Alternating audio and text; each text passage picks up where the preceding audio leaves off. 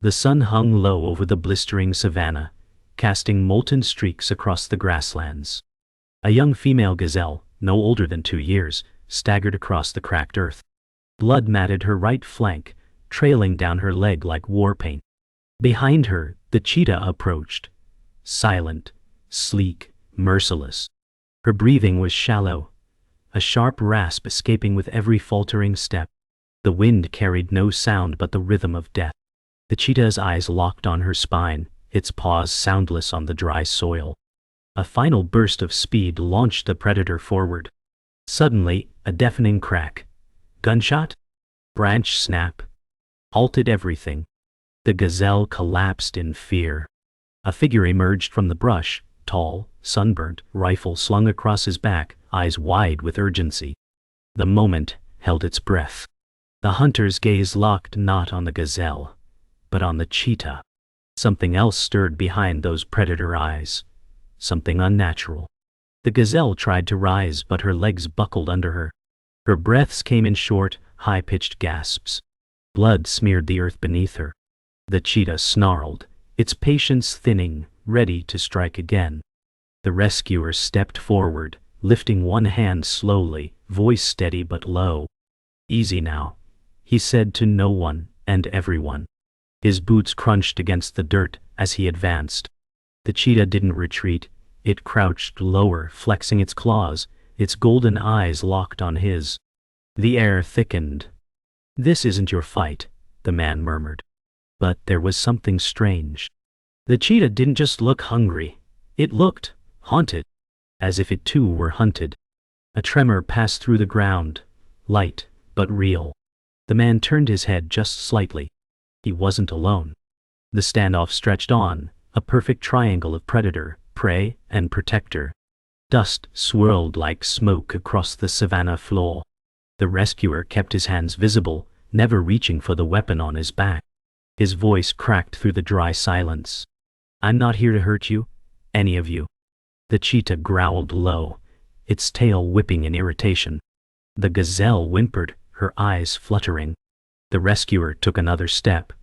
Then, without warning, a distant shout, human, cut through the air. The cheetah's ears perked. The rescuer turned his gaze to the horizon. A second figure emerged, silhouetted against the twilight. Not friendly, not expected. He whispered, "Not now, not yet." The approaching figure grew closer, a man in dark tactical gear, face obscured by dust and glare, moving with practiced confidence. The rescuer's heart sank. He knew that gait. "Poacher." The cheetah growled louder, backing off slightly, sensing the shift. The gazelle coughed, blood on her lips. "You don't belong here," the poacher shouted. His voice rang cold, territorial. The rescuer stepped in front of the gazelle. "She's not a trophy. She's dying." The poacher's hand rested on a sidearm. "That's nature," he spat. The cheetah made no move. It seemed to understand. The rescuer whispered to it, "Go, now's your chance." For a heartbeat, no one moved. Then the cheetah spun and vanished into the grass, swallowed by the dusk. The poacher cursed under his breath, gun now fully drawn. The rescuer crouched beside the gazelle, shielding her with his body. "You'll have to go through me," he said. The poacher laughed. A hard, hollow sound. "You're outnumbered." A flicker of movement in the grass behind him. More shadows. More boots. The rescuer's grip tightened on the gazelle's fur. "I'm not walking away this time," he murmured. The gazelle blinked slowly. Her heart still beat. And that was enough. The moment shattered like glass. The poacher barked an order, and 2 men stepped from the tall grass, silent, lean, and armed. The rescuer's body tensed, heart thudding like war drums. But then from the far edge of the horizon, headlights flickered. A battered truck sped toward them, bouncing across the uneven ground. Relief surged through him, his back up. The poacher hissed, too late. He turned and vanished with his crew into the tall grass, swallowed by the dark. The truck screeched to a halt. 2 medics leapt out, one crouched beside the gazelle, gently assessing her wounds. She's critical, the medic said, voice grim. Massive internal damage, blood loss. The rescuer whispered, "We're not letting her die." The gazelle's eye fluttered, locking on his. Not pleading. Trusting. A choice had been made. They worked fast. Gauze pressed into open wounds. Syringes stabbed deep into the gazelle's flank. A portable RV rig dangled from a makeshift pole. Her breathing faltered, short, rattling, almost done. The rescuer never moved from her side. One hand pressed gently to her shoulder. "You're safe now," he murmured. "Just breathe." The other medic checked her eyes, then looked up. "If we don't move now, we lose her." They hoisted her onto a stretcher, blood soaking the cloth beneath her. As they lifted her into the truck bed, the cheetah's form appeared again, far off, just watching. The rescuer stared back. There was no hatred in those eyes. Only hunger, weariness, and something more. As the truck doors slammed shut, the wind carried a low, guttural growl across the plain. But the cheetah didn't move. It just faded back into the night. Inside the truck, every bump jolted her fragile body. The medic's hands gripped the side rails tightly, voice low, as she repeated vital signs. The rescuer stared at the gazelle, eyes half-lidded, chest rising in shallow pulses. "She's still fading," the driver shouted, swerving around a dry gully. The sun had fully disappeared, leaving only headlights and stars. The rescuer leaned closer. "You've come this far," he said softly. "Don't give up." The medic injected another dose of adrenaline. The gazelle twitched. Then nothing. Her breathing paused. The rescuer's hand clenched around hers. "No," he whispered. "Not now." 1 second. Dot. Down. 2. Then, she coughed. A thin, wet gasp. Bite. Her eyes opened again, flickering dimly. The medic gave a slight nod. "We've got a shot." The makeshift field clinic glowed under flickering halogen lights, surrounded by flapping tarps and the whir of old generators. They slid the stretcher onto a blood-stained table. The lead vet, a wiry woman in her 40s with surgical gloves already on, snapped, "Prep for internal damage. She's losing too much." The rescuers watched helplessly as they cut into the gazelle's side. Her body jolted as anesthesia flowed in. The vet murmured, "She's tougher than she looks." On a dusty metal tray nearby, bullets, old scar tissue, and infected splinters were laid out as they pulled them from inside her. "These aren't fresh wounds," the vet said, brow furrowed. "She's been through something before, something brutal." The rescuer felt a chill. This wasn't just a chase. This was a pattern. Someone or something had done this before. The operation stretched into hours. Outside, the wind howled across the dry plain. Inside, no one spoke unless absolutely necessary. The rescuer sat alone near the edge of the tarp walls, gazing at the floor. His mind replayed everything: the chase, the poacher, the cheetah, the blood. And now this, a gazelle fighting not just for her life, but for some unknown truth buried inside her battered body. The vet finally emerged, pulling down her mask. "She's stable. Barely. She'll need round-the-clock care." Relief didn't come. Just a heavy breath. "You did good," the vet added. The rescuer nodded. "Not enough." He walked to the sleeping gazelle's side. She lay bandaged, breathing slow but steady. He whispered, "I'm staying." The wind hissed outside, like a warning or a promise. Morning crept in slowly, bleeding pale light, across the savannah. Inside the clinic tent, the gazelle stirred. Her head lifted weakly, ears twitching. She blinked, then groaned, a soft guttural sound of pain. The rescuer, who had not slept, leaned in. "Easy," he whispered. "You're safe now." But outside, the atmosphere had changed. Tracks, deep, aggressive, surrounded the tent perimeter. The vet frowned as she stepped out. "These weren't here last night," she said, crouching. "Cheetah?" one medic asked. "No," the rescuer said grimly. Too many. And too heavy. Someone had been watching. Or circling. He glanced back at the gazelle. We might have brought her out of one storm. And into another. The wind picked up, carrying dust and something else. Ash. The tracks led into the thorn brush. The rescuer and 2 medics followed, rifles slung, but hands near triggers. They moved silently, the only sound a crunch of dry leaves beneath their boots. A few meters in, they found a clearing, littered with bones. Gazelle bones. Dozens. Some fresh, some stripped clean. The rescuer's jaw tightened. This isn't a predator's den, he murmured. This is dumping. A medic knelt beside a broken antler, its edge carved unnaturally. They're harvesting, she whispered. Selling parts. The rescuer looked around. No buzzards. No flies. Everything felt too clean. Too recent. He turned to the shadows and froze. Fresh blood. A trail leading away. The poachers hadn't left. They were still close. Watching. Back at the clinic, the vet prepared another transfusion. The gazelle flinched under her touch, eyes wide with sudden panic. The rescuer rushed in. She senses something, the vet muttered. Animals know before we do.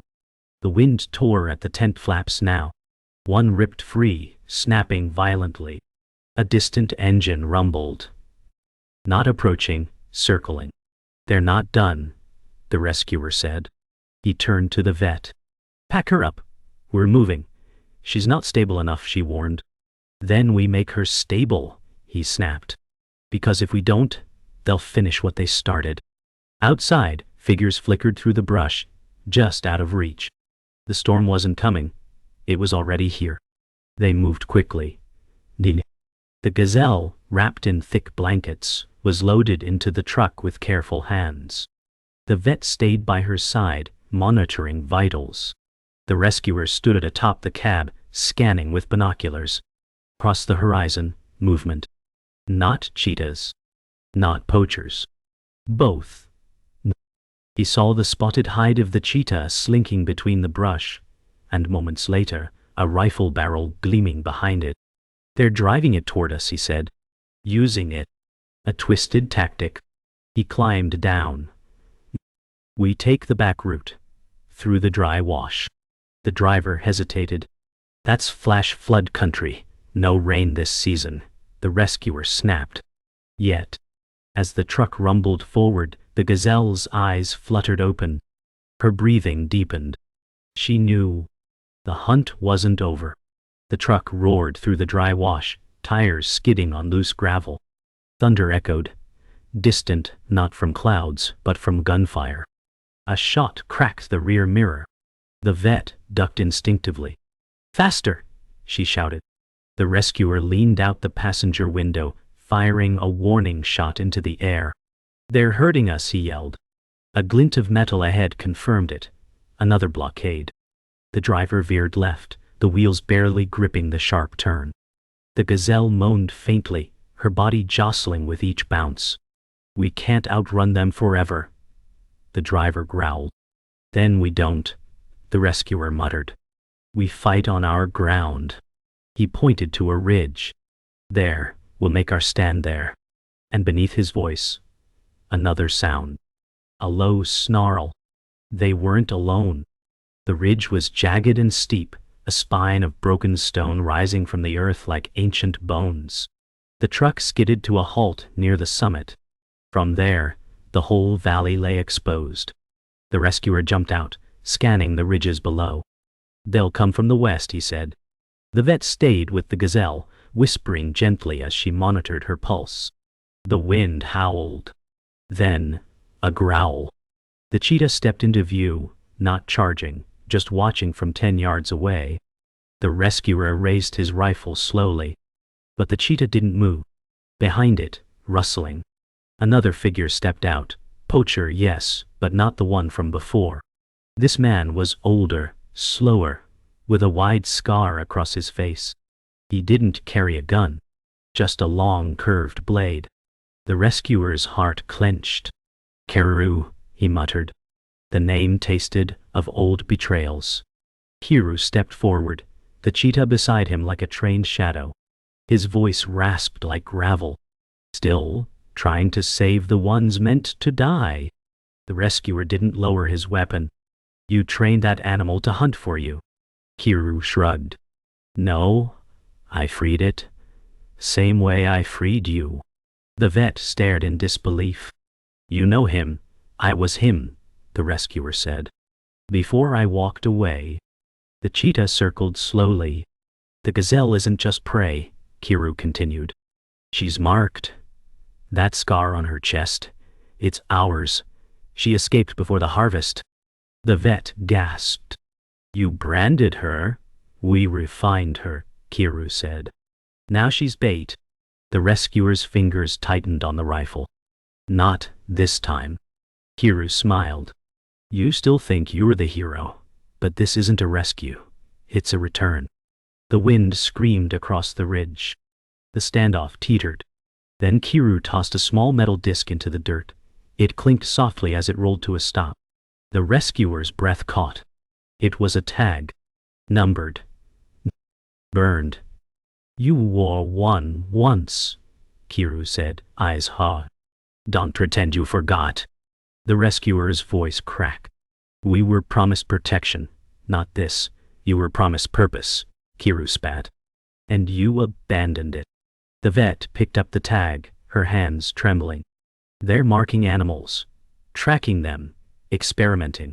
The rescuer nodded slowly. We weren't just training predators. We were choosing which prey survived. He looked at the gazelle, her scar pulsing faintly beneath her bandages. She wasn't supposed to live. Kiru laughed. She's proof your system failed. The rescuer raised the rifle again. Then I'll finish what I started, by ending yours. A sudden shout broke the tension. From below the ridge, a second truck approached, older, painted in neutral greens, Rangers. The vet waved frantically. Kiru hissed and stepped back, raising his hand. The cheetah growled, torn between loyalty and instinct. This isn't over, Kiru warned. You think they'll help? You think the system changed? The rescuer stepped toward him. I don't care, you're done. Kiru vanished into the brush, the cheetah following, though it lingered at the ridge edge for a long moment, staring at the gazelle. Then it disappeared into the tall grass. The rangers spilled from the truck, guns drawn, confused. He's gone, the rescuer said. But not far. The vet opened the truck's back door. The gazelle was awake. Not strong, but aware. And something in her eyes had changed. Night fell like a curtain. The camp was relocated to a guarded clearing, ranger trucks forming a tight perimeter. Inside a canvas shelter, the gazelle lay nestled in fresh hay and bandages. The vet watched her vitals. The rescuer stood outside, hands gripping the fence. A ranger approached. We ran her ID, he said. She's not just tagged, she's classified. The rescuer turned. What does that mean? Private database. Black project. Genetic profiling. Stress testing. Someone wanted to see how much one creature could endure. The rescuer felt the weight of every decision. She wasn't just running from a predator. She was escaping all of us. The ranger nodded. She did. Inside the shelter, the gazelle blinked at the stars. And for the first time, closed her eyes without flinching.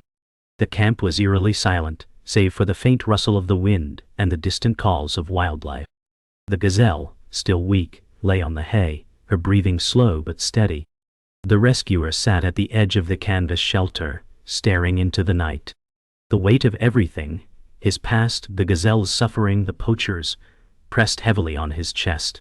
Then, without warning, the ground beneath them rumbled. It was faint at first, a distant vibration. But then the truck lights flickered, and the sound became unmistakable, engines, several of them, closing in fast. He stood, heart hammering in his chest. He could hear the poacher's voice, taunting from behind the veil of the night. You thought you could hide her? Thought you could save her?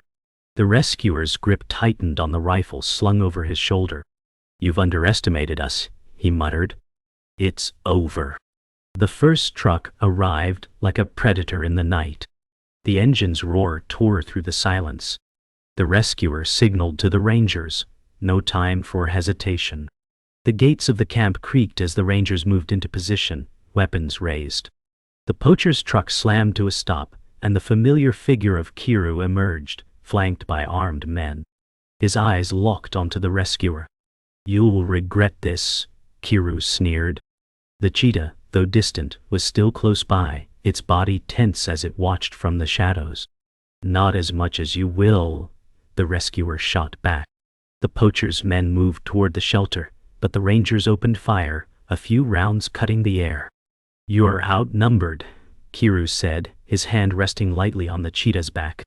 "Not if we fight smart," the rescuer replied, his voice cold. The final confrontation was here, and this time, there would be no backing down. The standoff escalated quickly. Shots rang out, the sound of gunfire filling the night. The cheetah, sensing danger, broke from its position, darting toward the open. The rescuer spun, eyes locked on Kiru. "Don't let it get away," he shouted, but his voice was drowned out by the chaos. The poacher's men scattered, taking cover behind the trucks. "You can't save her," Kiru shouted, pulling his curved blade from its sheath. "She's ours to finish." The rescuer's pulse quickened as he ran toward the open, dodging bullets and debris. "She's mine to save," he growled, his rifle trained on Kiru. The battle wasn't just for survival anymore. It was for redemption, for the chance to finish what he had started so many years ago. The chaos intensified as the rescue operation spiraled into a fight for survival. The cheetah, now a wild force in the night, leaped across the dusty field, its body a blur of speed. The rescuer fired, the shot ringing true, but the cheetah was faster, dipping behind a truck for cover. "It's dangerous," the vet shouted from inside the shelter, but the rescuer ignored her, moving closer to the predator. He needed to end this, once and for all. A poacher lunged at him from behind, knocking him to the ground. The rifle skidded away. As the rescuer struggled, a shadow fell over him. The cheetah, circling back, poised to strike. It was the last chance. With one swift motion, the rescuer rolled, grabbing his weapon, and fired. The cheetah froze mid-step. And in that moment, everything stopped. The cheetah collapsed, its body skidding to a halt, just feet away from the rescuer. Blood soaked the ground beneath it. The poacher, disarmed and wounded, was backed against the truck, his face a mix of disbelief and defeat. The rescuer stood slowly, rifle in hand, breathing hard. The storm was over. The cheetah, his greatest adversary, lay still. The rescuer glanced over at the gazelle, her eyes wide and alert, as if aware of the finality of the moment. "It's over," he whispered. The poacher's men, realizing their defeat, slowly backed away, retreating into the darkness. The gazelle blinked, and for the first time in what seemed like ages, the world felt quiet. "You made it," the rescuer murmured, his voice breaking as he finally allowed himself to breathe. The night's chaos began to dissipate, leaving behind a haunting stillness. The rescuer stood over the fallen cheetah, rifle lowered, his body still trembling from the fight. His eyes drifted back toward the gazelle, now resting quietly under the soft glow of lanterns. She had survived. Against all odds, she was alive. The wind had settled, and the sounds of the savannah had returned to their natural rhythm. The vet stood nearby, watching the gazelle with guarded optimism. "She's made it through the worst of it," the vet said, her voice soft but tinged with exhaustion. "She'll need time, but she has a chance." The rescuer nodded, his gaze never leaving the animal that had come to symbolize so much more than survival. It was a reminder of resilience, and a warning that the scars of the past could never truly fade. The morning sun broke through the canvas, painting the world in warm hues of gold. The camp had settled into an odd sense of calm, but the rescuer couldn't shake the feeling of unease. The poachers were gone, but their presence still lingered in the air. He knew it wasn't over. This land, this fight, was never truly done. Yet, as he looked at the gazelle, slowly regaining her strength, something deep within him shifted. He had done what he could, had given everything to help. Now it was her turn. The vet handed him a cup of water. "She'll never be the same," she said quietly. "But she's here, and that's enough." The rescuer didn't speak, only nodded. He had come to save her, but in the process she had saved him too. As the day wore on, the truck engines hummed quietly in the background, their presence a reminder of the larger forces at play. The rescuer knew that the battle was far from over. Yet in this moment, he allowed himself a small victory. He watched as the gazelle took her first cautious steps, legs shaky, but determined. Her gaze met his, and in that fleeting moment, a silent understanding passed between them. He had given her a chance to live, and she had given him a reason to keep fighting. The horizon stretched out before them, endless and uncertain, but for now they stood together in the quiet of the savannah, two survivors against a world that would never fully understand their bond. The sun began to dip low, casting long shadows across the camp. The rescuer leaned against the side of the truck, his eyes scanning the horizon, lost in thought. The battle was over, but the war was far from won. Poachers were still out there, still hunting the land for profit. The cheetah, though felled, was only a piece of a much larger puzzle. The vet approached him, her face soft with concern. "You know it's not over," she said, her voice a steady reminder of the truth they both knew. "But you've made a difference today." He met her gaze, his resolve hardening. "I've made a difference for her, and I'll keep fighting for this land." The wind shifted, carrying with it a faint echo of danger. The rescuer stood tall. He had more work to do, but for now, he would let the savannah breathe. As night descended once more, the camp settled into a fragile peace. The gazelle, now stronger and more alert, lay beneath the stars, her breathing deep and steady. The rescuer stood watch, his gaze never straying from her form. He knew that tomorrow would bring new challenges, new threats. But for tonight, he allowed himself to rest. The wind whispered softly across the plains, a lullaby for the weary. He thought of the journey they had both endured, and the path that still lay ahead. The gazelle was free, for now. And though he could not protect her forever, he would stand by her as long as he could. A single star shone brightly above, and the rescuer exhaled, the weight of the world momentarily lifting. He wasn't alone anymore. The first light of dawn crept over the horizon, painting the sky in hues of lavender and gold. The rescuer stood at the edge of the savannah, his back to the camp. The wind had shifted, and there was a quiet calm in the air, a moment of peace that felt almost surreal after the storms they had weathered. Behind him the gazelle was grazing softly, her body stronger now, her movements steady. She had survived, and so had he. He knew that the journey wasn't over, but today there was no chasing shadows. The land, once broken, was beginning to heal. As he turned to watch the gazelle take another cautious step, a gentle smile crossed his face. There was hope yet, even in the wildest corners of the earth. The hunt was over, for now. And for the first time in a long while, he felt like he had done enough. As the sun rose higher, the world around them seemed to come alive. The vast plains stretched out endlessly, the once hostile land now calm and inviting. The rescuer's thoughts turned to the future. There was much work still to be done. Poachers, land degradation, the fight to protect what remained. But in this moment, he allowed himself to simply exist, to savor the quiet. The gazelle, now moving confidently across the plain, seemed to carry with her the hope of all the creatures that had suffered and endured. She was a symbol of resilience, a living testament to the fight for survival. The rescuer knew that her story was far from over. But today, they both rested in the warmth of the sun, together at last. The wind blew softly across the plains, a whisper of the wild. As the rescuer walked beside the gazelle, a quiet bond formed between them, one forged not just through the violence and danger they had survived, but through something deeper.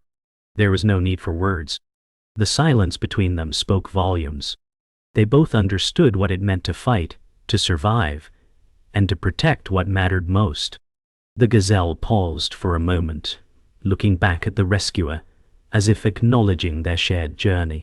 In that gaze he saw not just gratitude but a silent promise, a promise to live, to carry forward the fight for the future. The sun set low on the horizon, casting a final golden light over the land. Nightfall arrived once again, bringing with it the stillness of the savannah. The rescuer sat near the campfire, the crackling of the flames the only sound in the dark. The gazelle lay nearby, her body resting, still and peaceful. The stars above were clearer than ever, shining brightly in the inky sky. The rescuer's gaze lingered on the stars, lost in thought. He had once thought that he was chasing shadows, but now, with the savannah around him, he realized that he had been chasing the light all along. The light of life, of hope, of a future. It wasn't perfect, and it never would be. But as the fire burned low and the night embraced the land, he knew that the fight would continue. And with it, so would the chance for redemption, for all of them. As the final embers of the fire flickered out, the rescuer stood and looked one last time at the gazelle. She had made it. She was free, and in some ways, so was he. The battle for survival had been won, but the war for the land, the animals, and the future would go on. The rescuer knew his place in that fight, just as he knew the gazelle's place in this world. She would return to the wild, carrying with her the memories of her struggles, but also the hope of all those who had fought alongside her. And as the wind stirred the tall grass, the rescuer began walking toward the horizon, toward whatever came next, knowing that he had given everything he could. The savannah had a way of healing, of letting go. And so did he.